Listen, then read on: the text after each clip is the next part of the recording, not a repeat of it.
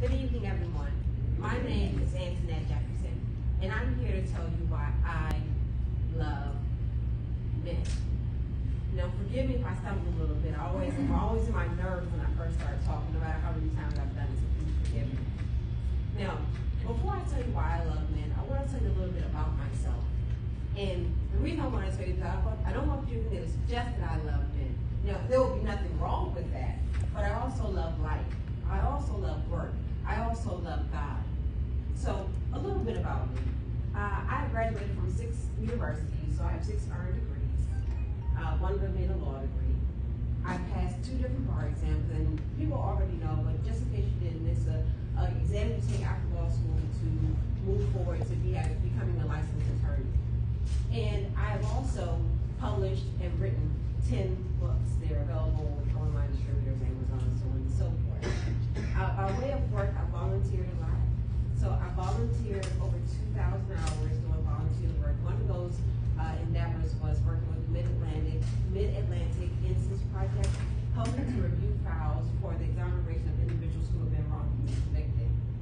I've also volunteered work doing work with legislative comments, logging legislative comments for civil rights, and I've also worked with UW Law when I was in law school, and a little bit thereafter to help teach individuals in the inner city schools constitutional law.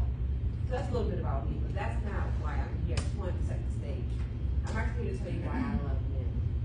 And sometimes people think that if you show your love or admiration for someone, that there's nothing else there. There's no substance, but there really is here. What I'm trying to say is that there are so many men who have done so many things in life. They've protected, they've provided, and sometimes they're the unsung heroes. Sometimes they're the men who've done so much, they're the strong, silent types, and we don't really give them their appreciation. Just think about Mother's Day. On Mother's Day, and don't get me wrong, Mother's Day is a great day. But think about Mother's Day. You give the cards, the candy, and the flowers. But what happens on Father's Day? Not much. But fathers are just as responsible for bringing a child into the world as a mother is. And so we want to appreciate fathers also, appreciate men, even if they aren't fathers. And so there are also individuals who haven't had good experiences with men. I understand that. Sometimes those experiences have been tough. Maybe an individual has had sexual abuse or molestation, and those things aren't good. Not every man has done good things. Some men have done bad things, and we have to look to God and ask that they be forgiven for their sins, but also that we know that there are good men.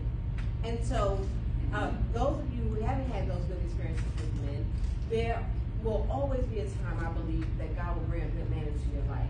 Because there's no God is not cruel. God is not a cruel God.